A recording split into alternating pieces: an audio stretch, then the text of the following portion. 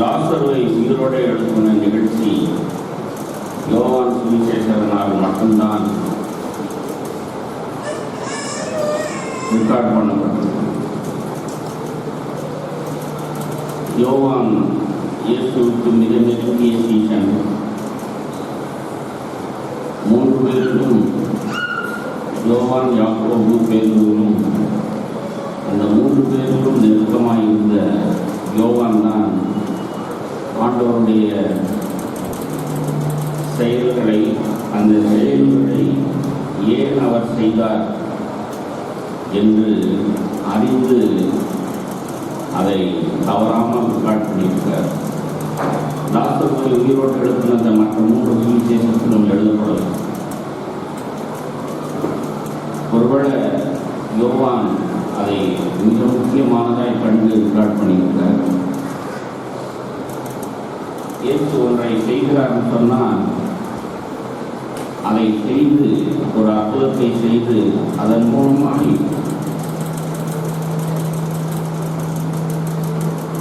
ஒரு விஷயத்தை நமக்கு தீர்க்கமாய் போதிக்க விரும்புகிறார்.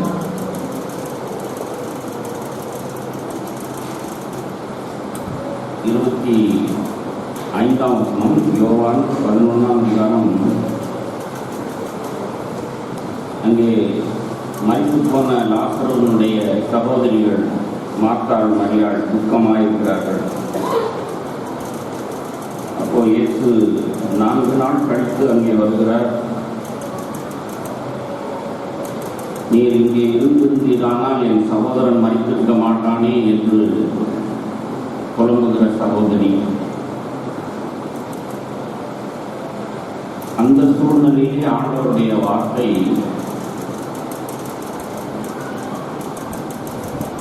யோவான் 11:25 உயிர்த்தெழுதலும் வாழ்வும் நானே, என்னிடம் நம்பிக்கை கொள்பவர் இறப்பினும் வாழ்வார். இது ரோமன் கத்தோலிக்க பைபிளிலிருந்து வாசிக்கிறேன். நான் ஜீவன்கிற வார்த்தை நமக்கு பரிச்சயம் இல்லாத வார்த்தை. நானே உயிர்த்தெழுதலும் ஜீவனமாக இருக்கிறேன்னு ஆண்டவர் சொன்ன வார்த்தை. அது நமக்கு விளக்கம் தெரியல, அதனுடைய இம்பாக்ட் நமக்கு விளங்க மாட்டேங்குது.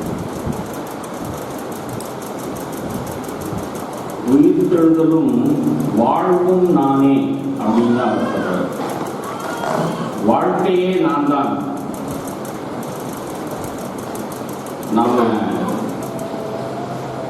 ஏற்கனவே வாழ்ந்து கொண்டுதானே இருக்கிறோம்னு நினைச்சிட்டு இருக்கோம். இல்லை, நாம் நம்முடைய பாவத்தில் மரித்து போனோம், அதான் உண்மை. நம்முடைய நிலைமை நமக்கே தெரியாது. நம்மை உண்டாக்கின கர்த்தருக்கு, சிருஷ்டி கர்த்தாவுக்கு தெரியும். அவர் மனிதர்களை பார்க்கும்போது இவர்கள் மரித்து போனவர்கள், என் அப்பாவினிடத்திலிருந்து துண்டிக்கப்பட்டவர்கள், என் அப்பாவின் வாழ்க்கையை இழந்தவர்கள், தொலைந்து போனவர்கள், மரித்தவர்கள் அப்படிதான் நம்மை பார்த்தார். அதனால்தான் அவர் ஒரு மரித்த மனுஷனை உயிரோடு எழுப்பி அந்த தருணத்திலே இந்த வார்த்தையை சொல்கிறார். இயேசுவை நாம் எதற்கு விசுவாசிக்கணும்னு சொன்னால், நாம் நரகத்துக்கு போகாமல் பரலோகத்துக்கு போவதற்கல்ல. அது இனி வரப்போகிற காலம். நாம் எங்கே இருப்போமோ நமக்கு தெரியாது. நாம்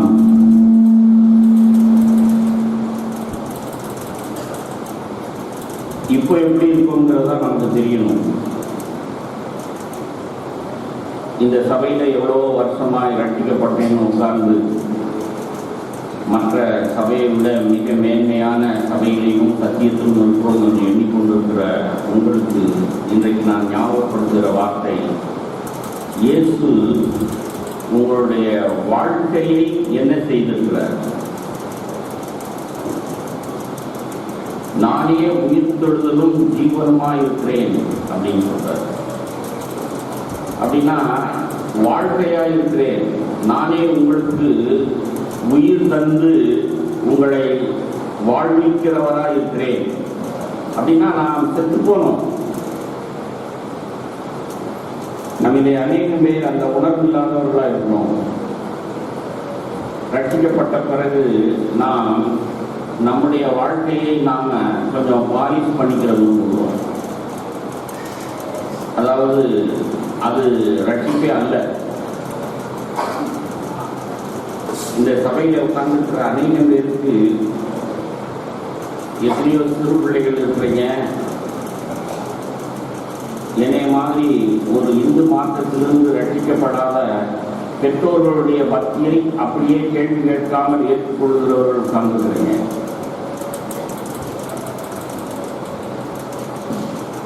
எனக்கு 5 பிள்ளைகள் இருக்கிறாங்கன்னா அந்த 5 பிள்ளைகள் நான் வச்ச பேரை வச்சுக்கிட்டு அவங்க இருக்கிறாங்க. அவங்க ஒருவேளை எங்கள் அப்பா மதம்தான், அவர் போதிக்கிற விசுவாசம்தான் சரின்னு சொல்லி அதை நான் பின்பற்றுகிறேன் அப்படின்னு அவங்க நினைச்சிட்டு இருக்கலாம். ஆனால் இப்போ நீங்கள் ஒவ்வொருவரும் இயேசுவை தீர்க்கமாய் அவர் தான் வழிங்கிறதை எப்படி அறிந்திருக்கிறீங்க? அல்லது புற மதஸ்தர்கள் நம்மை பார்த்து கேள்வி கேட்கிறாங்க, நீங்கள் இயேசு மட்டும்தான் வழின்னு சொல்கிறீங்க, ஆனால் நாங்கள் பரந்த மனப்பான்மை உடையவர்கள், எல்லா மதமும் கடவுளிடத்தில் தான் போய் சேரும் அப்படின்னு சொல்கிறோம். நீங்கள் குறுகிய மனப்பான்மையில் இயேசு மட்டும்தான் வழின்னு சொல்கிறீங்க. இப்படியெல்லாம் சொல்லும் பொழுது நான் அப்படி யோசித்து பார்க்குறேன். என் பிள்ளைகளைப் போல மூப்பர்கள் சொல்கிறாங்க இயேசு தான் வழின்னு சொல்கிறாங்க, ஆகையினால் அதை அப்படியே ஏற்றுக்கொண்டிருக்கிறேன் அப்படின்னு சொல்லுகிறவர்கள் இங்கே உட்கார்ந்துருக்கீங்க. அல்லது என்னை போல புறமதத்திலிருந்து ரட்சிக்கப்பட்டும் கூட இயேசுவின் மூலமாக ஈர்க்கப்பட்டிருக்கீங்க, ஆனால் இயேசு தான் வழிங்கிறதே தெரியாமல் இருக்கிறீங்க. வேறு விதமாய் சொல்ல போனால் ரட்சிப்பு என்னன்னு நமக்கு தெரியாததுனால நாம் அசைக்கப்படுகிறோம். அது மாத்திரமல்லாமல் இயேசு கொண்டு வந்த ரட்சிப்பை முழுவதுமாய் பயன்படுத்தாமல், இதுதான் முக்கியம், இயேசு கொண்டு வந்த அந்த வாழ்வை வாழ்விக்கிற வாழ்வு நான், ஜீவன் நான், நானே உயிர்த்தெழுதலும் ஜீவனுமாய் இருக்கிறேன், நானே உயிர்த்தெழுதலும் வாழ்வுமாய் இருக்கிறேன். அந்த வாழ்வை நாம் அடையாதவர்களாய், அதில் வளராதவர்களாய் இருக்க முடியும். இன்றைக்கு காலையில் நான் ஈஸ்டர் உயிர்த்தெழுந்த நாள், அப்போ அதுக்காக ஒரு செய்தி தயார் பண்ணணுமா? நாம் ஆண்டவர் என்ன சொல்கிறாரோ அதை நாம் தியானிப்போம் அப்படின்னு இந்த நாளுக்கு ஒத்த செய்தியை, அதாவது ஈஸ்டர் அப்படிங்கிற ஒரு பிரத்யேகமான செய்தின்னு இல்லாமல் நான் சபைக்கென்று வார்த்தையை தியானித்த போது கூட திரும்ப திரும்ப என்னுடைய இருதயத்தில் இருந்த வார்த்தையும் அவர் எனக்கு கொடுத்த பாரமும் இதுதான். இந்த சபையில் உட்கார்ந்திருக்கிற அநேகம் பேர் இயேசு கொண்டு வந்த அந்த உயிர்ப்பிக்கிற வல்லமையை, அந்த வாழ்வை ருசிக்காமலும் அதில் வளராமலும் தான் இருக்கிறார்கள். இப்போ முதல்ல நான் கேட்ட கேள்விக்கு பதில் சொல்லுவோம். ஏன் நாம் இயேசு தான் வழின்னு சொல்கிறோம், இயேசு மட்டும்தான் வழின்னு சொல்கிறோம்? என்னை இல்லாமல் ஒருவனும் பிதாவினிடத்தில் வர முடியாதுன்னு ஏன் சொன்னார் அப்படிங்கிறதுக்கு உங்களுக்கு ஆணித்தரமான பதில் தெரியுமா? இதுதான் அந்த பதில். I am the resurrection and the life. உயிர்த்தெழுதலும் வாழ்வும் நானே. அப்படின்னா நான் தேவனிடத்திலிருந்து துண்டிக்கப்பட்டு வீழ்ச்சி அடைந்த பாவியாய் இருக்கிறேன். நான் பாவியாய் இருக்கிறேங்கிறதுக்கு அர்த்தம் நான் பாவத்தில் மரித்து போனேன். அப்படின்னா டோட்டலாக கெட்டு போனேன்னு அர்த்தம். அதை சரி செய்ய முடியாது.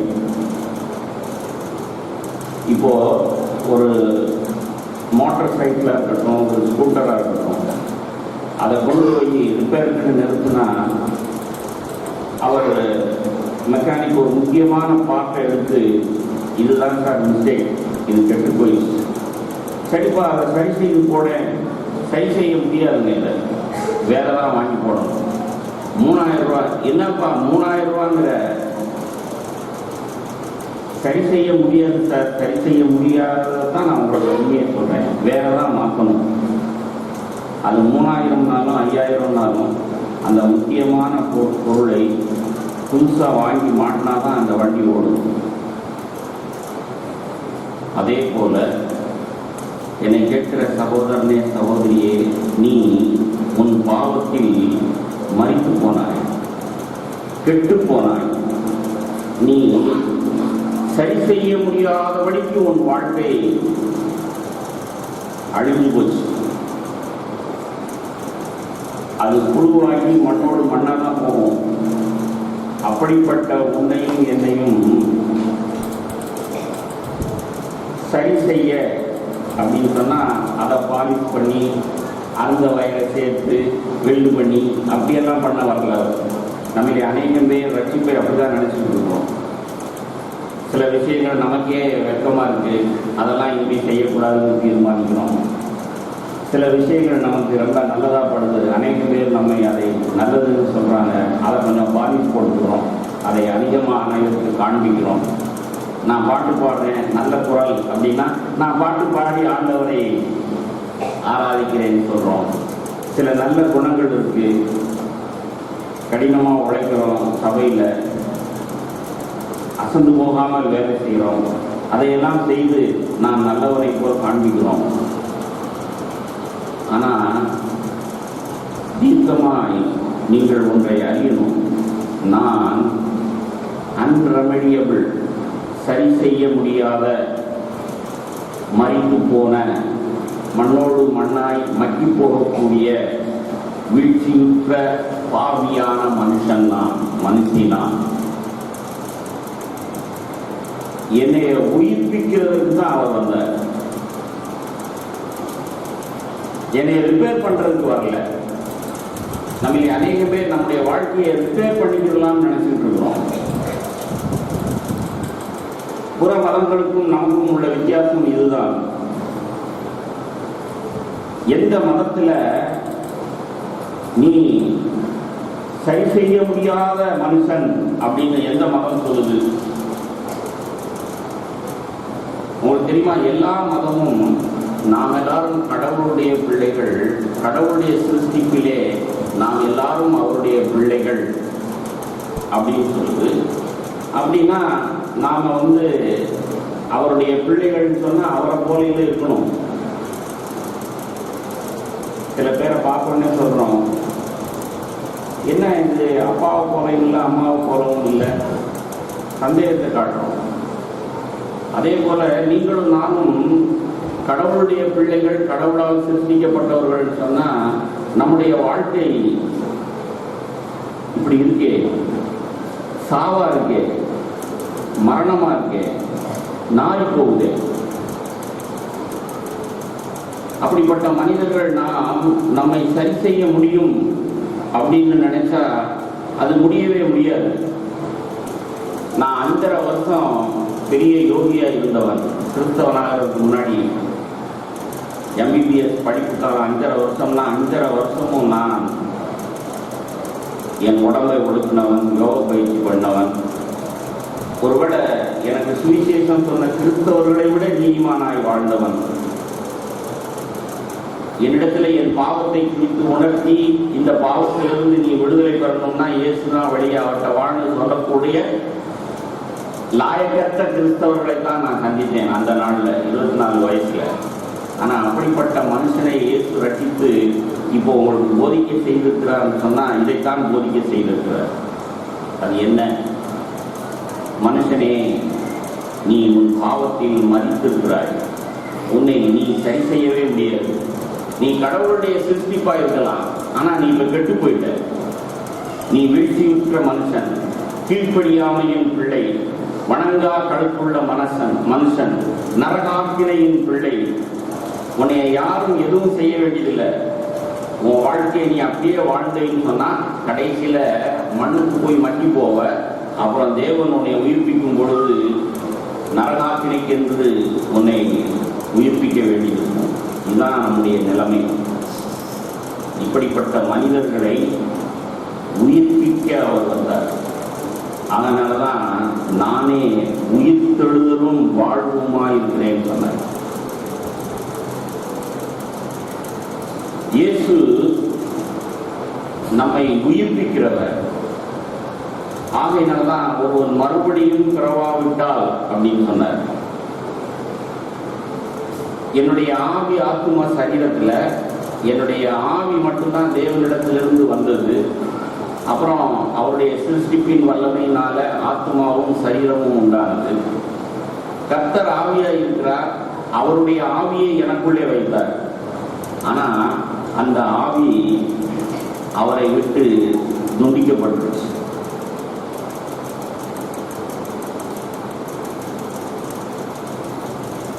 என் வார்த்தைகள் ஆவியாயும் ஜீவனாயும் இருக்கிறதுன்னு சொன்னார். அதையும் சரியா மொழிபெயர்த்தா, என் வார்த்தைகள் உங்களுடைய ஆவியை உயிர்ப்பிக்கிறதாயும் உங்களுக்கு வாழ்வளிக்கக்கூடியதாயும் இருக்கிறதுன்னு சொல்றேன். இயேசுவினிடத்தில் நாம் வந்து அவருடைய வார்த்தைக்கு ஏன் கீழ்ப்படியணும்னு சொன்னா, அந்த வார்த்தை என்னை உயிர்ப்பிக்கும். அப்புறம் எனக்கு வாழ்வு தரும். அவருடைய வாழ்வையே தரும். எப்படி ஒரு 1000 வாட் கரண்ட் ஓடுற ஒரு கம்பியிலிருந்து ஒரு சின்ன கம்பியை எடுத்து இன்னொரு பல்பில் வச்சா 1000 வாட் கரண்ட்டும் அதில் போய் 1000 வாட் பல்பு எரியுதோ, அதே போல வாழ்வு உள்ள, அழியாமை உள்ள, நிரந்தர நித்தியம் உள்ள அவருடைய வாழ்வு என்னுடைய ஆவியின் மூலமாய் அவருடையதை எடுத்து எனக்குள்ள வைத்ததனால அவரிடத்திலிருந்து பாய்ந்து எனக்கு வர வேண்டும். அப்படி வந்தால் ஒழிய நான் துண்டிக்கப்பட்ட வயர், நான் செத்து போவேன். என்னிடத்துல ஒண்ணும் இல்லை.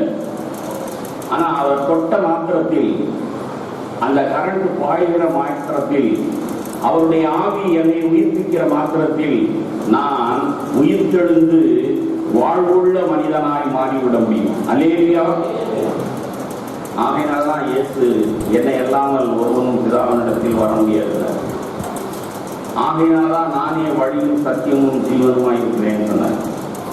ஒருவேளை அப்படி உங்களுடைய வாழ்க்கையில அந்த இயேசுவின் தொடுதலை நீங்க உணரலன்னு சொன்னா, நீங்க மறுபடியும் பிறக்கவே இல்லை. உங்களுக்கு ஞானஸ்தானத்தை குறித்தெல்லாம் போதிக்க கூடாது. நீங்க ஞானஸ்தானம் எடுக்கணும்னு வந்தாலும் என்னை போல ஆவிக்குரியவர்கள் நீங்க மறுபடியும் பிறக்கலன்னு கண்டுபிடிச்சு இன்னும் கொஞ்சம் பொறுங்க, உங்களுக்கு ஞானஸ்தானம் இப்ப கொடுக்க நீங்க தகுதி இல்லை அப்படின்னு சொல்லுவேன் நான் தைரியமா. 12 வயசு பிள்ளைக்கு எப்படி கல்யாணம் பண்ணி வைக்க மாட்டோமோ அதே போல மறுபடியும் பிறக்காத ஒருவனுக்கு ஞானஸ்தானம் கொடுக்க மாட்டோம். ஆனால் ஒருவன் உயிர்த்தெழுந்தவன், இயேசுவினால் தொடப்பட்டவன், மறுபடியும் பிறந்தவன், அவன் இயேசுவனுடைய வாழ்க்கையை அவன் தொட்டு விட்டான் அப்படின்னு சொன்னா அவனுக்குள்ள ஒரு வித்து வந்துடுது. அந்த வித்திலிருந்து ஒரு வாழ்க்கை மலரும். அந்த வாழ்க்கை இயேசுவை போலவே இருக்கும். அல்லேலூயா. 1 யோவான்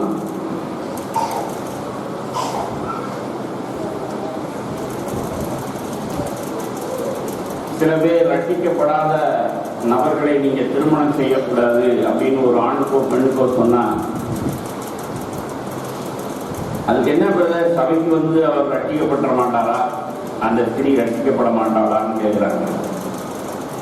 அப்படின்னா இயேசுவனுடைய உயிர்த்தெழுந்த வல்லமை என் பாக்கெட்ல இருக்கிற மாதிரியும், நான் இதை எடுத்து யாரையாவது பல்ப சொல்கிற மாதிரி ஒருத்தரை ரட்சிக்க முடியும்னு நினைக்கிற முட்டாள்னு அர்த்தம். ரட்சிப்பு கர்த்தருடையது. அவர் யாரை ரட்சிப்பாரோ எனக்கு தெரியாது, யாரை உயிர்ப்பிப்பாரோ எனக்கு தெரியாது. விசுவாசிக்கும் அவிசுவாசிக்கும் சம்பந்தம் ஏது? மறுபடியும் பிறந்தவனுக்கும் ஒரு முறை பிறந்தவனுக்கும் சம்பந்தம் ஏது? நாம் வேறொரு ஜாதி, தேவனால் பிறந்தவர்கள். இதெல்லாம் சபையில உட்கார்ந்து இருக்கிறவங்களுக்கு கூட தெரிய மாட்டேங்குது. அப்பதான் எனக்கு ஒரு டவுட்டே வருது, சபையில உட்கார்ந்து இருக்கிறவங்கன்னா ரட்சிக்கப்பட்டவங்க தானா அப்படின்னு. என்னை சுற்றி உள்ளவர்களை நான் அறிந்தவர்களை நான் நிதானிக்க முடியும், என் 5 பிள்ளைகளை நான் நிதானிக்க முடியும். ஒவ்வொருவரும் மறுபடியும் பிறந்துட்டாங்க, இயேசு அவர்களை தொட்டு விட்டார், அவருடைய ஆவி உயிர்ப்பிக்கப்பட்டு விட்டதுன்னு நிச்சயம் வந்தோடனே அவர்களுக்கு ஞானஸ்தானம் கொடுத்தேன். அதே போல நான் அப்படி நிச்சயித்தவர்களுக்கு தான் நான் ஞானஸ்தானம் கொடுப்பேன். இல்லைன்னா அப்படியா என்னை அந்த சகோதரனை பற்றி சகோதரியை பற்றி எனக்கு தெரியாது பிரதர், நீங்க பேசிக்கிறீங்களா, நீங்க ரட்சிக்கப்பட்டான்னு சொல்றீங்களா, அப்ப நீங்களே ஞானஸ்தானம் கொடுங்க. இதுதான் இந்த சபை ஒழுங்கு, நேர்மை, உண்மை இருக்குங்க. யாரோ ஒருவர் தேவனுடைய பிள்ளை அல்ல, ஏதோ பாரம்பரிய கிறிஸ்தவர், அவருக்கும் இன்னொருவருக்கும் திருமணம் நடக்க போகுது அப்படின்னு சொன்னா, நான் போய் நேரில் பேசும்பொழுது அதுதான் உண்மைன்னு எனக்கு தெரிஞ்சதுன்னா, இந்த கல்யாணத்தை இந்த கிறிஸ்தவ ஐக்கிய சபையில செய்து வைக்க மாட்டேன் தைரியமா சொல்லியிருக்கிறேன். ஏன்னா அவிசுவாசிக்கும் விசுவாசிக்கும் பங்கேறு. ஒரு முறை பிறந்தவனையும் 2 முறை பிறந்தவனையும் எப்படி திருமணத்தில் முடிக்கிறது? மனுஷனைக்கும் கழுதைக்கும் எப்படி கல்யாணம் பண்ணி வைக்கிறது? ஒரு முறை பிறந்தவன் கழுதை, மறுபடியும் பிறந்தவன் தான் மனுஷன். அப்பட்டமான உண்மை இந்த சபையில உட்கார்ந்து இருக்கிற உங்களுக்கு தெரியணும். உயிர்த்தெழுந்த வல்லமைன்னா என்ன? இயேசு என்ன செய்கிறார்?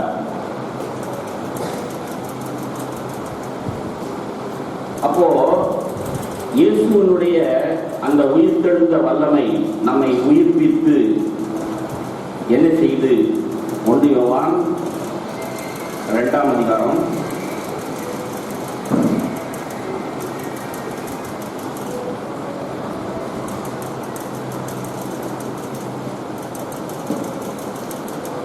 3ஆம் அதிகாரம்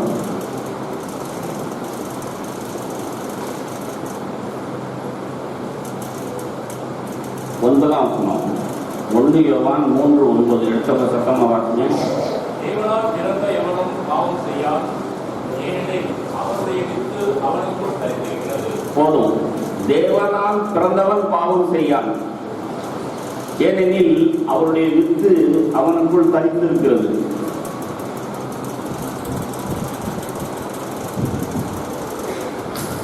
அப்படின்னா மாங்காய் கொட்டைய மண்ணுக்குள்ள புலசம் சொன்னா அந்த மாங்காய் கொட்டையிலிருந்து மாங்காய் மரம் தான் வெளியே வரும். தேங்காய் வரும்னு எதிர்பார்த்தேன்னா நான் தான் முட்டாள். அதே போல தேவனுடைய வித்து அவருடைய ஆவி எனக்குள் இருந்து மரித்த என்னுடைய ஆவியை உயிர்ப்பித்திருக்கிறதுனால், அவருடைய ஆவி என்னில் தரித்திருக்கிறதுனால் என்னிடத்தில் இருந்து அவருடைய வாழ்வுதான் வெளிவரும். அவர் நீதிபரராய் இருக்கிறது போல தேவனால் பிறந்தவனும் நீதி செய்வார். அல்லேலூயா. நாம் நீதி செய்தக்கூடிய முகாந்திரம் அது. அதனால்தான் மறுபடியும் பிறந்தவர்கள் நீங்கள் பரிசுத்த ஆவியினால் நிறைந்திருந்தீங்கன்னு சொன்னா நீங்க இயேசுவை போல் வாழ்வீங்க அல்லது அவருக்கு சாட்சியாக இருப்பீர்கள். அதனாலதான் ஆவியினாலே பிறக்கணும், ஆவியிலே நிரம்பி இருக்கணும்னு பேசுறோம் சபையில. பாவம் மேற்கொள்வதற்கு வெற்றி வாழ்க்கைக்குரிய ரகசியம் இங்கதான் இருக்கு. நீ தேவனால் பிறந்தவனா, அவருடைய வித்து உனக்குள்ள இருக்கா, அப்ப அங்கிருந்து அவருடைய வாழ்க்கை தான் வெளிவரும். பிரபாகருக்கு பிறந்த பிள்ளை பிரபாகர போலதான் இருக்கும், ரோட்ட போறவனை போல இருக்காது. தேவனால் பிறந்தவன் தேவனை போல் இருப்பான்.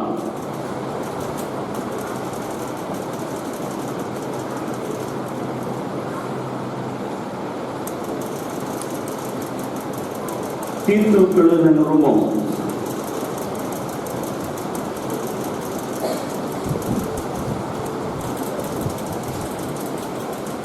3ஆம் அதிகாரம். பரிசுத்த ஆவியினால் நாம் மறுபடியும் பிறந்தது உண்டானால் இயேசுனுடைய உயிர்த்தெழுந்த வல்லமை நமக்குள் வந்து அமர்ந்தது உண்டானால் அந்த உயிர்ப்பிக்கிற வல்லமை என்ன செய்யும் அப்படின்னு சொன்னா, ஒரு செடியை எப்படி நட்டு நீர் பாய்ச்சி வெயிலில் காமிச்சிட்டோம்னு சொன்னா அது அப்படியே 2 இலை விழுது, 4 இலை விழுது, அப்புறம் அது செடியாகுது, கனி கொடுக்குது. அதே போல மறுபடியும் பிறந்த அனுபவத்தை குறித்து இந்த பவுல் தீத்துவுக்கு எழுதும்போது எப்படி எழுதுறார் பாருங்க.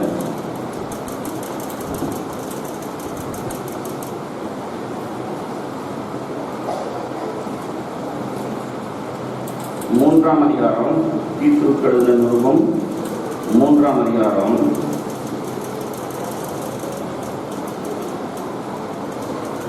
5ஆம் வசனத்திலிருந்து வாசிக்கிறேன். நாம் செய்த நீதியின் கிரியைகளின் நிமித்தம் அவர் நம்மை ரட்சியாமல் தமது இரக்கத்தின்படியே மறுஜென்ம முழுக்கினாலும் பரிசுத்த ஆவியினுடைய புதிதாக்குதலினாலும் நம்மை ரட்சித்தார். உங்களுக்கு தெரியுமா, எல்லா மதமும் நம்மை நாம் சரி செய்து கொள்ள முடியும். There is a hidden power inside you. Wake it up. விவேகானந்தர் அப்படிதான் எனக்கு சொல்லிக் கொடுத்திருந்தார். Stop not. இதுதான் நான் இந்துவா இருந்தபோது என்னுடைய வைராக்கியம். நான் அழியாத ஆத்மா, நான் கடவுளுடைய பிள்ளை, எனக்குள் அவருடைய உயிர் இருக்கிறது, அந்த உயிர் எழும்பும். சரீர ஒடுக்கம், தியானம், என்னென்னமோ செஞ்சு பாருங்க, எனக்குள்ள உயிர் இருந்தால் தான் எழுந்துருது. விதையை விதைச்சிருந்தா தான் அது முளைக்கிறது. பொய்ன்னு கண்டுபிடிச்சேன். எல்லா மதமும் நமக்குள்ள ஒரு உயிர் இருக்கிறதாக சொல்லுது. கடவுள் சிருஷ்டிப்பின்படி சிருஷ்டித்தார், உண்மைதான். ஆனா நீ மறித்து போனாய். செத்த விதைய விதைச்சி எத்தனை தடவை தண்ணி ஊற்றினாலும் எவ்வளவு நாள் காத்துக்கிட்டு இருந்தாலும் முளைக்காது.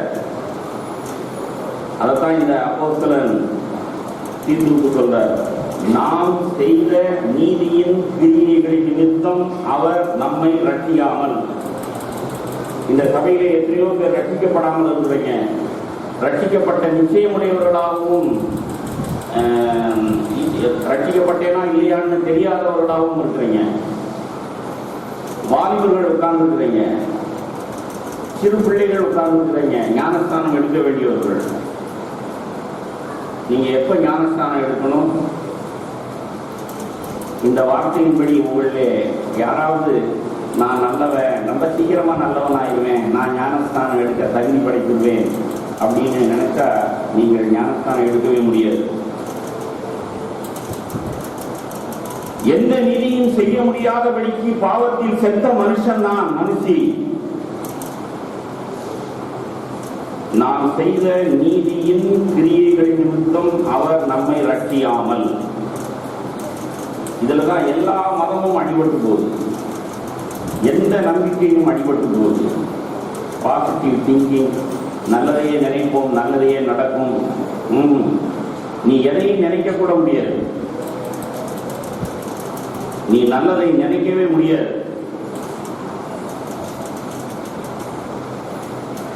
உன்னிடத்தில் ஒரு நன்மையும் இல்லை, உன்னை நீ ரட்சிக்க முடியாது. பின்ன எப்படி ரட்சிக்கப்படலாம்? தமது இரக்கத்தின்படியே. தேவனே இரக்கம் பாராட்டணும் ஒரு மனுஷன் மேல. அதனாலதான் ரட்சிப்பு கர்த்தருடையது. நான் யாரையும் நீங்கள் ரட்சிக்கப்படுவீர்கள் கேரண்டி கொடுக்க முடியாது.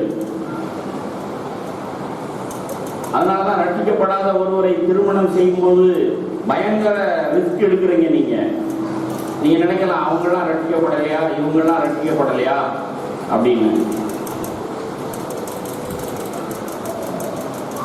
உங்களுடைய மதியினம் உங்களை அப்படி யோசிக்க செய்யுது. இந்த வார்த்தையின்படி மறுரூபப்பட்டிருந்தீங்கன்னு சொன்னா ரட்சிப்பு கர்த்தருடையது. எந்த நன்மை செய்தும் நாம் யாரையும் ரட்சிக்க முடியாது. அவரே தன்னுடைய இரக்கத்தின்படி மறு ஜென்ம முழுக்கினாலும்.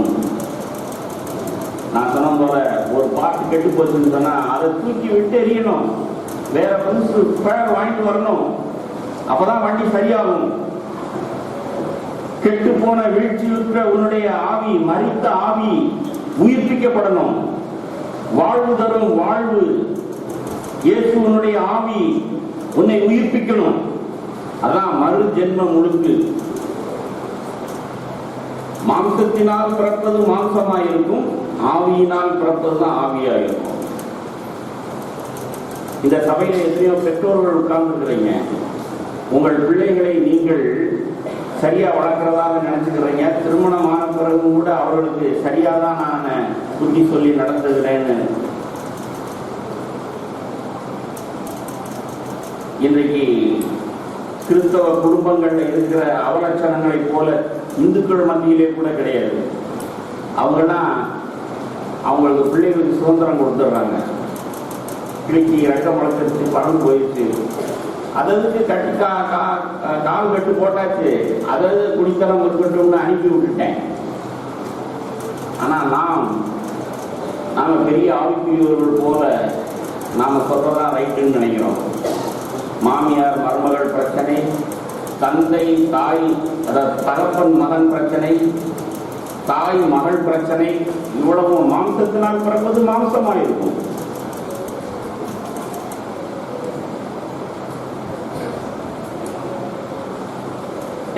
தெரியாதடா உன்னை பத்தி, என் வயசுல இருந்து வந்தவன், என் மாம்சம் நீ, உன்னை எத்தனை வருஷமா பார்த்துட்டு இருக்கேன். எத்தனை பேருக்கு இந்த ஞானம் இருக்கு? என் மாம்சத்திலிருந்து வந்த மாம்சம் இப்போ ஆவியினால் உயிர்ப்பிக்கப்பட்டிருக்கு. இப்போ தேவன் அவளை எப்படி உருவாக்குவாரோ, எப்படி முளைக்க செய்வாரோ, என்ன செய்வாரோ செய்யட்டும்னு. தேவனே மறுஜென்மம் முழுக்கினால் என் பிள்ளைகளை அப்படின்னு எப்ப சுதந்திரம் கொடுக்கணும்? கொடுக்கறது இல்லை. ரட்சிக்கப்பட்டு எத்தனையோ வருஷமா உட்கார்ந்துக்கிறோம். ஆனா மாம்சத்தினால் பிறப்பது மாம்சமா இருக்கும்னு மாம்சத்தின்படி உள்ள பெற்றோர்கள் மாம்சத்தின்படி பிள்ளைகளை வளர்த்து கொண்டுதான் இருக்கீங்க. கல்யாணம் ஆன பிறகும் கூட.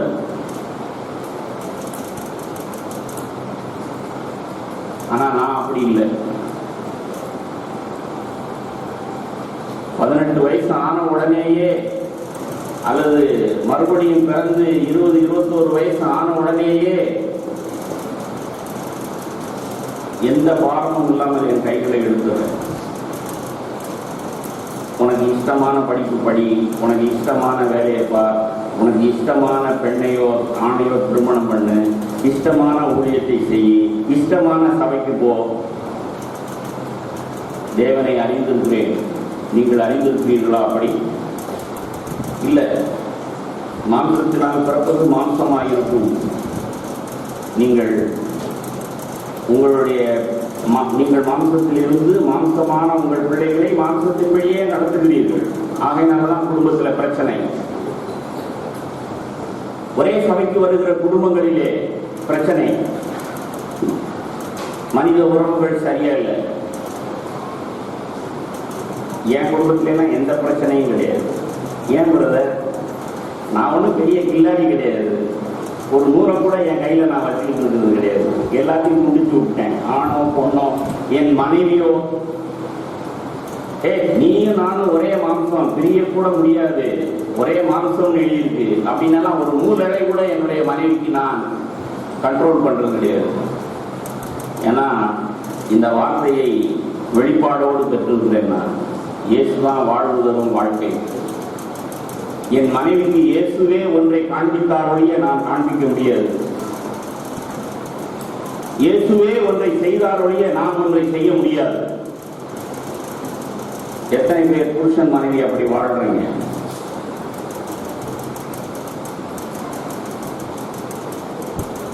பெற்றோர்கள் பிள்ளைகளை ஆளுகை செய்கிறோம். புருஷன் மனைவியை ஆளுகை செய்கிறார். நிக்கோலிட்டன்ஸ் அப்படின்னு வேதத்தில் எழுதியிருக்கு. வெளிப்படுத்தின விசேஷத்துல இதெல்லாம் எடுத்து பேச நேரம் இல்லை. Passing comment. வீட்டுக்கு போய் தியானிங்க. அடுத்த முறை என்னை சந்தித்தா கேள்வி கேளுங்க. தமிழ் எப்படி எழுதியிருக்கு?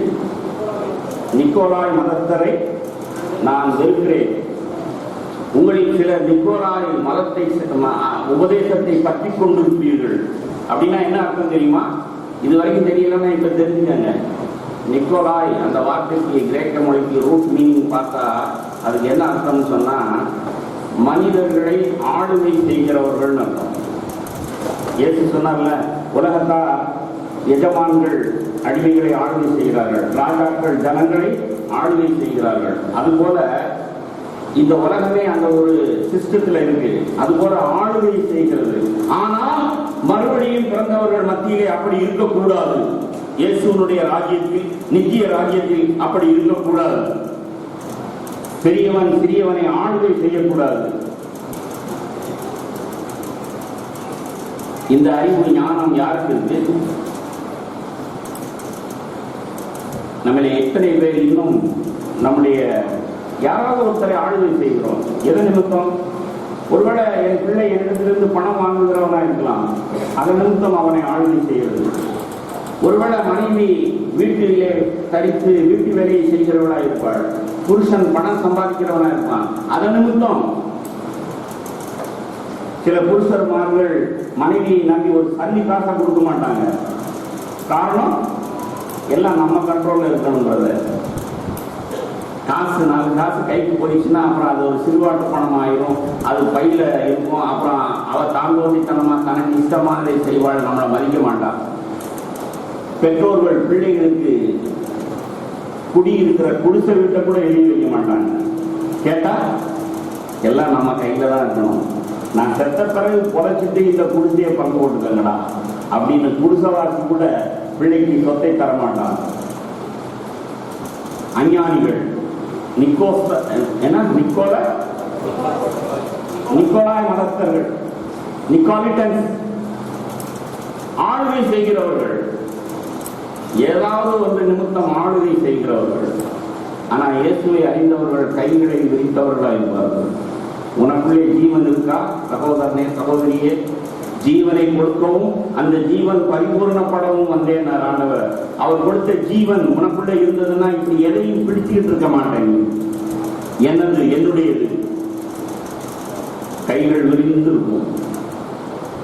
என்னத்திலிருந்து யாரும் எதையும் எடுத்துக்கொள்ளலாம். யாரையும் நான் ஒரு நூல் பிடிச்சு கூட ஆளுகை செய்ய விரும்ப மாட்டேன். ஃப்ரீடம்.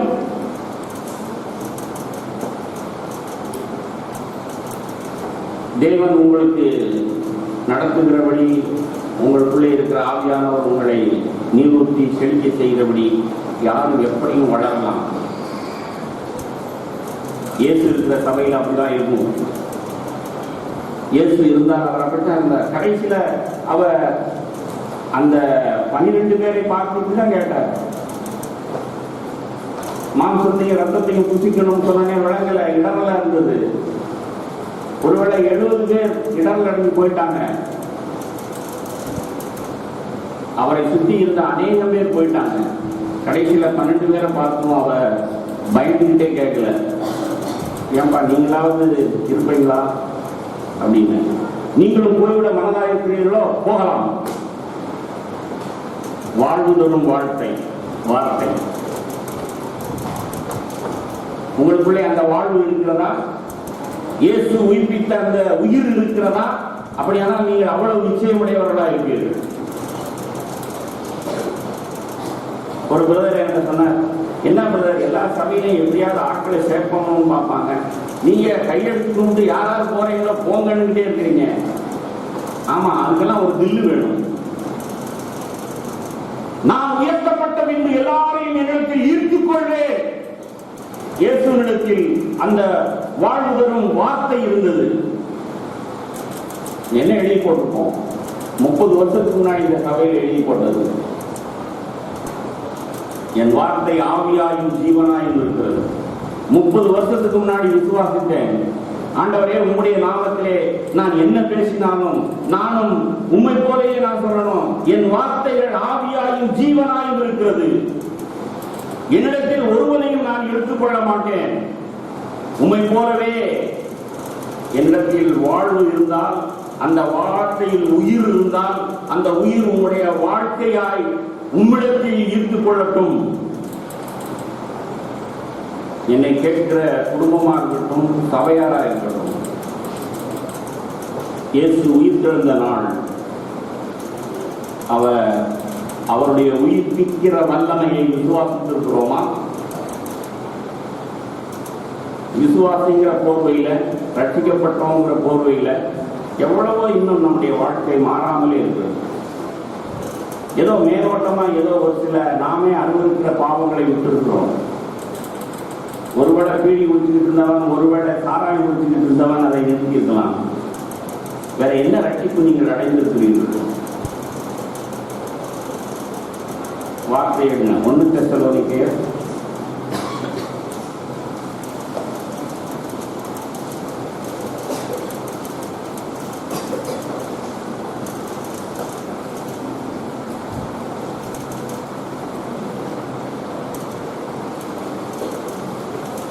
5ஆம் அதிகாரம்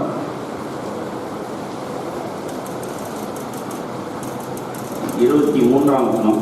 1 தெசலோனிக்கேயர் 5ஆம் அதிகாரம் 23ஆம் வசனம். சமாதானத்தின் தேவன் தாமே உங்களை முற்றிலும் பரிசுத்தமாக்குவாராக. உங்கள் ஆவி, ஆத்துமா, சரீரம் முழுவதும் நம்முடைய கர்த்தராகிய இயேசு கிறிஸ்து வரும்போது குற்றமற்றதாயிருக்கும்படி காக்கப்படுவதாக. பவுல் பேசின சுவிசேஷம் அவர் ஜனங்களுக்கு பிரசங்கித்ததனுடைய லக்கு அப்படின்னா அது என்னன்னா, அவர் சொல்றார், ஏன்பா உங்களுடைய ஆவி, ஆத்துமா, சரீரம் மூன்றும் அவர் வரும்பொழுது குற்றமற்றதாக, ஆங்கிலத்தில் பிளேம்லெஸ் அப்படின்னு எழுதி, அப்படின்னா கழுவப்பட்டதாக, உயிர்ப்பிக்கப்பட்டதாக, கரைகரை இல்லாததாக, பூரணம் அடைந்ததாக. உங்களுடைய கிறிஸ்தவ வாழ்க்கையின் லட்சியம் என்ன? இன்னும் எத்தனை வருஷத்துக்கு உயிரோடு இருக்கணும்னு ஆசைப்படுறீங்க? இன்னும் 5 வருஷத்துக்கு உயிரோடு இருக்கணும். ஏன்னா அப்பதான் நான் ரிட்டையர் ஆக முடியும், அப்பதான் கடைசி பிள்ளைக்கு கல்யாணம் பண்ணணும். நீ சாகுறது நல்லது. உன் பிள்ளைக்கு கல்யாணம் பண்றதுக்காக உயிர் வாழணும்னு நினைச்சா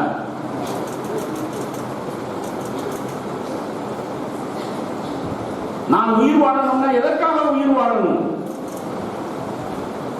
இயேசு வரும்பொழுது என் ஆவி, என் ஆத்மா, என் சரீரம் குற்றமற்றதாய் காணப்படணும். அதனாலதான் நான் உயிர் வாழணும். பவுல் அப்படிதான் பிரசங்கிச்சார். எபேசியர் எழுதின நிருபம்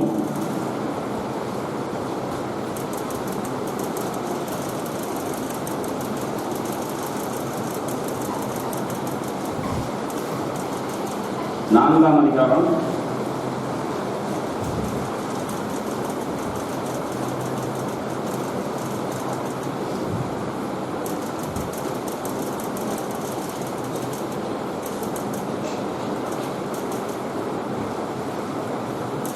17ஆம் வசனத்திலிருந்து வாசிக்கிறேன்.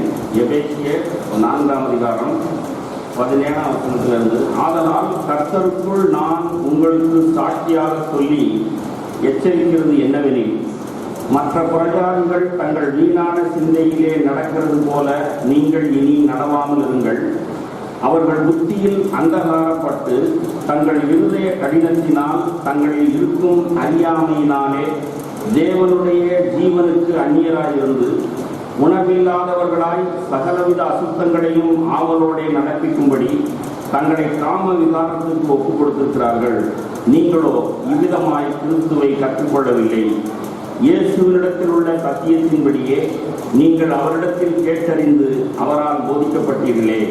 அந்தபடி முந்தின நடக்கைக்குரிய மோசம் போக்கும் இச்சைகளாலே கெட்டு போகிற பழைய மனுஷனை நீங்கள் களைந்து போட்டு உங்கள் உள்ளத்திலே புதிதான ஆவியுள்ளவர்களாகி மெய்யான நீதியிலும் பரிசுத்தத்திலும் தேவனுடைய சாயலாக சிருஷ்டிக்கப்பட்ட புதிய மனுஷனை தரித்துக் கொள்ளுங்கள்.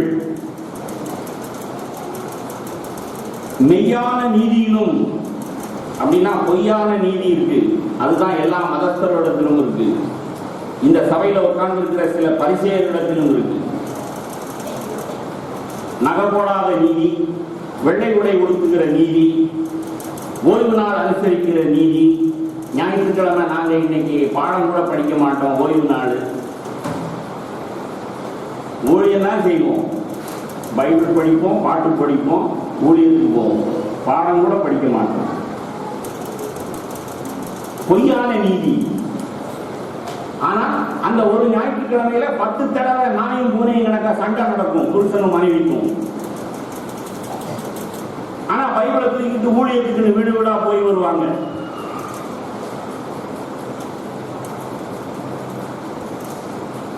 மெய்யான நீதி நாளுக்கு நாள் நம்மை பரிசுத்தப்படுத்தி, நம்மை குணப்படுத்தி, எவ்வளவு தூரத்துக்கு குணப்படுத்தி, தேவனுடைய சாயலாக சிருஷ்டிக்கப்பட்ட புதிய மனுஷன், அவர்தான் இயேசு கிறிஸ்து. அல்லேலூயா. அப்படின்னா தேவன் இயேசு கிறிஸ்துவை அனுப்பி ஒரு பெரிய கிரியை செய்தார். அப்படின்னா என்ன செய்தார் அப்படின்னு சொன்னா, கெட்டு போன இந்த பழைய மனிதர்கள், வீழ்ச்சியுற்ற பாவிகள், இவர்கள் மறுபடியும் சிருஷ்டிக்கப்படணும். They should be recreated, regenerated. எவ்வளவு தூரத்துக்கு இவர்கள் மறுபடியும் சிருஷ்டிக்கப்படணும்? என் ஒரே பேரான குமாரன், பாவமில்லாத பரிசுத்த பூரண புருஷன் இயேசுவை போல் இவர்கள் பரிபூரணப்படணும். அல்லேலூயா. இயேசுவை அதற்காக தான் பிதா அனுப்பினார். இயேசு 33 வருடம் இந்த உலகத்தில் அதற்காக தான் ஒரு வாழ்க்கை வாழ்ந்தார். நமக்கு அந்த பயம் இருக்கா? அந்த ஆவல் இருக்கா? நான் உயிர் வாழ்றேன்னா எதற்காக உயிர் வாழணும்? மெய்யான நீதியிலும் பரிசுத்தத்திலும் தேவனுடைய சாயலாக சிருஷ்டிக்கப்பட்ட இயேசுவை தரித்துக் கொள்ளும்படிக்கே நாம் உயிர் வாழணும். அப்படின்னா என் ஆவி ஆத்மா சரீரத்தில் போல் அல்லாத எவ்வளவோ காரியங்களை நான் பார்த்து அதை அறுவருக்கு கழுவி சுத்தி இருக்கணும்.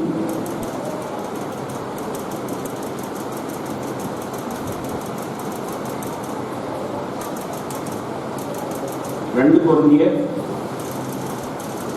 5ஆம் அதிகாரம்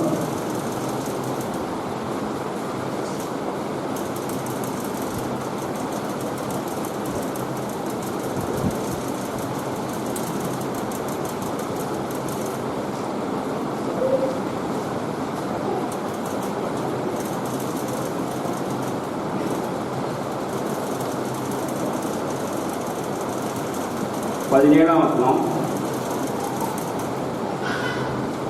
14 சேர்த்து வாசிக்கிறேன். ஆகையால் 2 கொரிந்தியர் 5:16 இது முதற்கொண்டு நாங்கள் ஒருவனையும் மாம்சத்தின்படி அறியோம். இயேசு வந்துட்டார், நான் ரட்சிக்கப்பட்டேன், சத்தியத்தை அறிகிற அறிவு எனக்கு வந்துருச்சு. அப்படின்னா இது முதற்கொண்டு நாங்கள் ஒருவனையும் மாம்சத்தின்படி அறியோம். நாங்கள் கிறிஸ்துவையும் மாம்சத்தின்படி அறிந்திருந்தாலும் இனி ஒருபோதும் அவரை மாம்சத்தின்படி அறியோம். இப்படி இருக்க ஒருவன் கிறிஸ்துவுக்குள் இருந்தால் புது சிருஷ்டியாய் இருக்கிறான், பழையவைகள் ஒழிந்து போயின, எல்லாம் புதிதாயின. ஒருவன் கிறிஸ்துவுக்குள் இருந்தால் புது சிருஷ்டியாய் இருக்கிறான்.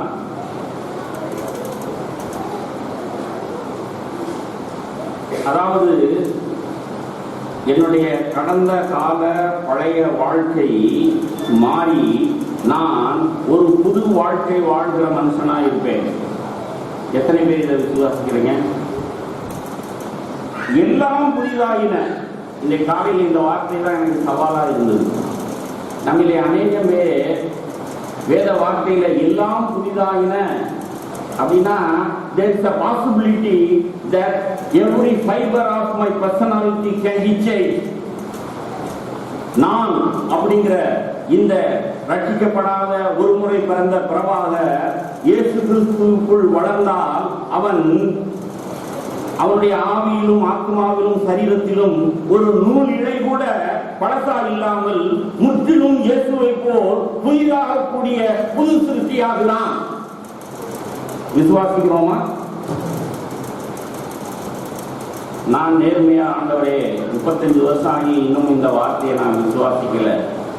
எல்லாம் புதிதாயின. இல்லை, எத்தனையோ விஷயங்கள்ல இது என்னுடைய பழக்கமாயிடுச்சு, இதை மாற்றிக்கிற முடியாது. இது என்னுடைய பிறவி குணம், இதை மாற்றிக்கொள்ள முடியாது அப்படின்னு முடிவுக்கு வந்துட்டோம். உங்களுடைய விசுவாசத்தின் வழியே அப்படியே ஆக கடவுள். ஒரு சிலர் நீங்கள் உங்களுடைய முன் கோபத்துக்கு, நீங்கள் கோபத்தை ஜெயிக்காமல் இருக்கிறதற்கு, இது மாம்சத்துல குறையோடி போன குணம், இது என்னிடத்துல இருந்தது இல்லை பிரதர், இது எங்க அப்பாட்ட இருந்து வந்தது, எங்க தாத்தாட்ட இருந்து வந்தது. அவங்கெல்லாம் பயங்கரமான முன்கோபக்காரர்கள். அதெல்லாம் அவ்வளவு சீக்கிரமா நான் ஜெயிச்சிட முடியாது, சாகிற வரைக்கும் அப்படி சொல்லிக்கிட்டே இரு. எதையுமே உங்கள் விசுவாசம் எப்படியோ அப்படியே ஆக கடவுள்னு சொல்லிடுவார். அவர் பலவந்தம் பண்ணவே மாட்டார், பலவந்தமா யாரையும் மாற்ற மாட்டார். உங்களுடைய எந்த சுபாவமும் இல்ல என்னுடைய பழக்கம் இது, எங்க அப்பா சொல்லியிருக்காரு, சின்ன பிள்ளையிலிருந்தே நான் இப்படிதான் இருந்தேனா, ஆகையினால இப்படித்தான் இருப்பேன், அப்படியே இது சாகிற வரைக்கும் நிச்சயத்திலே போய் வெட்கப்படுவாய். எல்லாம் புதிதாயின பவுல் சொல்லுவார், எல்லாம் புதிதாயிருக்கணுமேடா. ஐயோ இதெல்லாம் எனக்கு வேதத்துல இருந்துச்சா? இல்ல இருந்தது. பிரபாகர் ஒரு நாள் உனக்கு சொன்னான், சொல்லப்படும் நிச்சயத்தில் உங்களுக்கு எல்லாம் புதிதாயின. நான் விசுவாசம் இருக்கிறேன். இன்றைக்கு என்னுடைய பர்சனாலிட்டி, என்னுடைய பிறவி குணம்னு சொல்லி எதுவுமே இருக்கக்கூடாது. எனக்கு ஞாபகம் இருக்கு, நான் இந்துவா இருந்த பொழுது, நான் சின்ன பையனா இருந்த பொழுது என்னுடைய பிறவி குணமெல்லாம் என்னன்னு என்னை வளர்த்து ஆளாக்கின அம்மா அப்பா இல்லைன்னாலும் அக்காமார்கள் அண்ணன்மார்கள் இருக்கிறாங்க. அவங்கெல்லாம் வந்து எனக்கு சொல்லி காண்பிப்பாங்க, நீ சின்ன பிள்ளைகள் எப்படி இருந்தேன்னு. எவ்வளவு தாழ்வு மனப்பான்மையுடைய வந்தீங்கன்னா, நான் சுண்டக்கா, என் பேரே, அந்த சுண்டக்கா பையனை கூப்பிடு, பியூனி டைனி பெல்லோ, வீட்டிலேயே சின்ன ஆளு நான். என் பேரு இன்னொரு பெயர் கருவாப்பைய. அப்படின்னா எங்க வீட்டிலேயே நான் தான் கருத்த ஆளு. அந்த கருவாப்பைய என்ன செய்யலாம், அந்த சுண்டக்கா பையனை கூப்பிடு. இப்படி வளர்ந்த நான், என்னிடத்துல பயங்கரமான ஒரு தாழ்வு மனப்பான்மை. ஆனா ரட்சிக்கப்பட்டு கொஞ்சம் கொஞ்சமா நான் வளர்ந்து இன்னைக்கு உங்களை 1000 பேர் இருக்கிற சபையில கூட முட்டாள், இந்த வல்லமையை யார் கொடுத்தது? கடிந்து கொள்ளக்கூடிய தைரியத்தை யார் கொடுத்தது? இது பிரபாகத்திலிருந்து வந்ததா? இம்பாசிபிள்.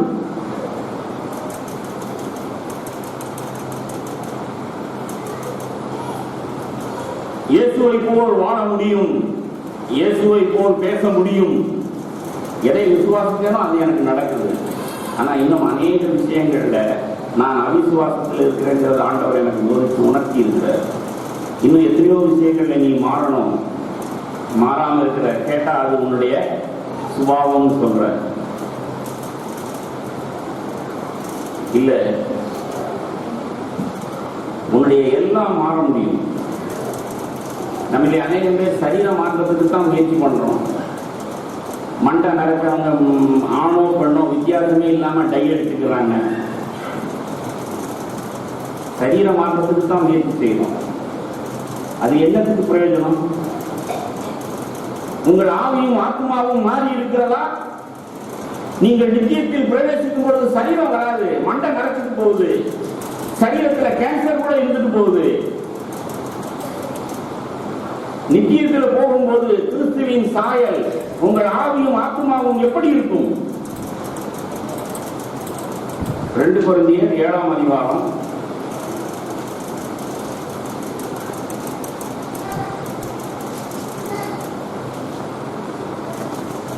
1 வசனம். இப்படிப்பட்ட வாக்குத்தத்தங்கள் நமக்கு உண்டாயிருக்கிறபடியினால் பிரியமானவர்களே, மாம்சத்திலும் ஆவியிலும் உண்டான எல்லா அசுத்தையும் நீங்க நம்மை சுத்திகரித்துக் கொண்டு பரிசுத்தமாகுதலை தேவ பயத்தோட பூரணப்படுத்த கடவோ. மாம்சத்திலும் ஆவியிலும் உண்டான எல்லா அசுத்தையும் நீங்க. உங்களுக்கு தெரியுமா, என்னுடைய ஆத்மா அப்படின்னு சொன்னா என்னுடைய பர்சனாலிட்டி, என்னுடைய பர்சனாலிட்டி மாறணும். என்னுடைய வே ஆஃப் திங்கிங். மனம் புதிதாகிறதுனாலே மறுரூபப்படணும். உதாரணமா இயேசுவினுடைய வார்த்தையினாலேயே நீங்கள் பிழைத்துக் கொண்டிருந்தீங்கன்னு சொன்னா பூலோகத்தில் பொக்கிஷங்களை சேர்த்து வைக்க வேண்டாம். சமீபத்தில் திரும்ப திரும்ப இந்த வார்த்தை எனக்கு வந்துகிட்டே இருக்கு. அதனால என் குடும்பத்திட்ட தைரியமா சொல்லிட்டேன், மனைவி பிள்ளைகள்கிட்ட, நான் சம்பாதிக்கிறது உங்களுக்காக கிடையாது. நான் இன்னைக்கு செத்தாலும் உங்க அம்மாவுக்கு பென்ஷன் வரும். நான் சம்பாதிக்கிறது பொண்டாட்டி பிள்ளைகளுக்காக கிடையாது. நான் சம்பாதிச்சேன்னா யாருக்காவது கொடுக்கறதுக்கு தான் சம்பாதிக்கிறேன். நான் இந்த வார்த்தையை கேட்டோன்னே, அப்படியா பிரதர், நீங்க எப்ப ஃப்ரீயா இருப்பீங்க, உங்களை சந்திக்கலாமே அப்படின்னு நினைச்சு வந்தீங்கன்னு சொன்னா நான் முட்டாள் இல்லை. வேத வார்த்தையில இருக்கிறவன் என்ன செய்யணும், இல்லாதவன் என்ன செய்யணும்னு தெளிவா எழுதியிருக்கு. நீ இல்லாதவன் என்று சொன்னால் மனுஷரிடத்தில் நம்பிக்கை வையாமல் கர்த்தர் எனக்கு சகாய அப்படின்னு சொல்லி தேவன் பேரில் நம்பிக்கையா இருக்கணும். விசுவாசமா இருந்தீங்கன்னா உன்னுடைய தேவையை பிறரிடத்துல பேச்சுவாக்கள் கூட சொல்லக்கூடாது. அப்படி இருக்கும்போது என்னிடத்துல வந்து எவனாவது கேட்டானா ஒரு சல்லி காசு வாங்க முடியும்னு நினைக்கிறீங்களா? கிடையாது. அடிக்காத குறையா பேசி அனுப்பிச்சிட்டாரியா, அதான் நடக்கும். மனம் புதிதாகணும். நாம மனம் புதிதாகாததுனாலதான் நாம் நம்முடைய எல்லா பாவத்திலும் கட்டப்பட்டிருக்கிறோம். ஒரு மனுஷன் ஏன் வேலை செய்யணும் தெரியுமா? பொண்டாட்டி பிள்ளைகளுக்கு சொத்து சேர்த்து வைக்கிறதுக்காக அல்ல. வேத வார்த்தை சொல்லுது. அந்த வார்த்தையினால்தான் நான் உணர்வடைந்தேன். நலமான வேலை செய்து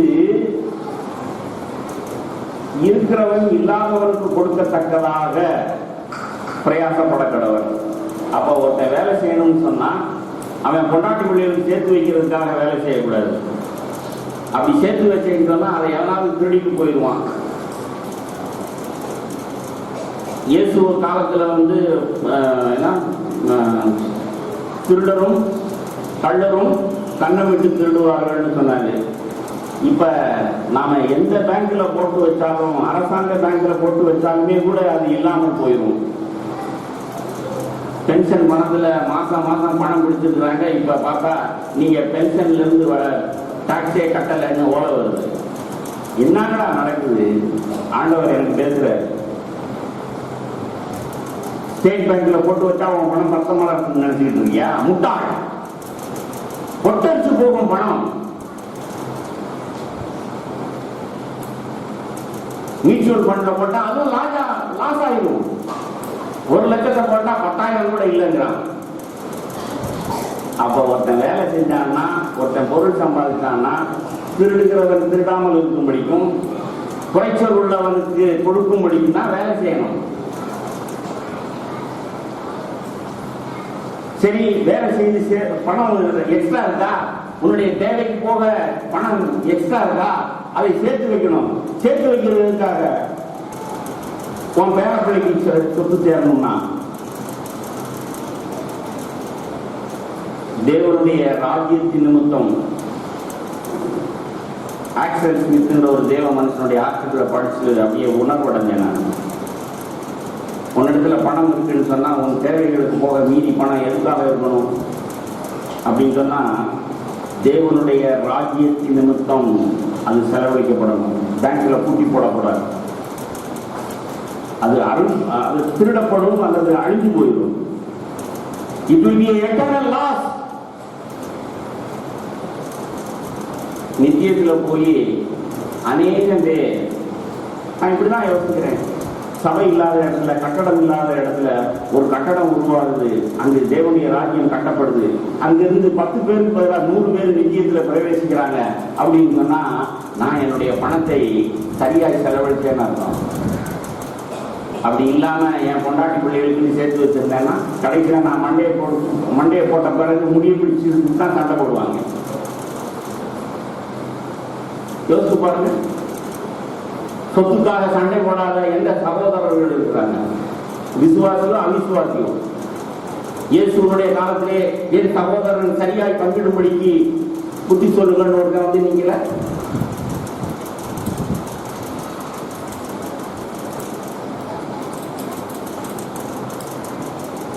பணம் எனக்கு இருந்தா அது என் தேவைக்கு இருக்கணும், அப்படி இல்லைன்னு சொன்னா பிறருடைய தேவைக்கு இருக்கணும். இயேசு அவரிடத்துல பணம் இருந்தது, அவர் தானா பாடா செலவழிக்கல. அப்பங்களை சேர்த்து வைத்தவர் பணத்தை கூட யூதாஸ்ட கொடுத்து வச்சிருந்தார். ஆனா அந்த பணம் எதற்காக செலவழிக்கப்பட்டதுன்னு சொன்னா தேவையானதை வாங்குவதற்கோ தரித்திரத்தை கொடுப்பதற்கோ புறப்பட்டு போனான். அப்போ இயேசு பணத்தை அப்படித்தான் செலவழித்தார். என்னிடத்துல பணம் இருந்ததுன்னு சொன்னா அந்த பணம் இதற்காக தான் இருக்கணும். விழித்துக் கொள்ளுங்கள், வீடும் ஆஸ்தியும் பிதாக்கள் வைக்கும் சுதந்திரம். அப்ப பிள்ளைகள் பெற்றுட்டா ஆஸ்தியை வைக்கணுமா இல்லையா? எந்த முட்டாள் சொன்னது? உன் விசுவாசத்தை கொடுத்திருக்கிறாயா? தகப்பனே, தாயே, உன் பிள்ளைகள் உன்னை போல் மாறி இருக்கிறார்களா? நீ இயேசுவை போல் மாறி இருக்கிறாயா? இதான் நாம பதில் சொல்ல வேண்டிய கேள்வி. கொடுக்கல் வாங்கல முடிஞ்சு போச்சா?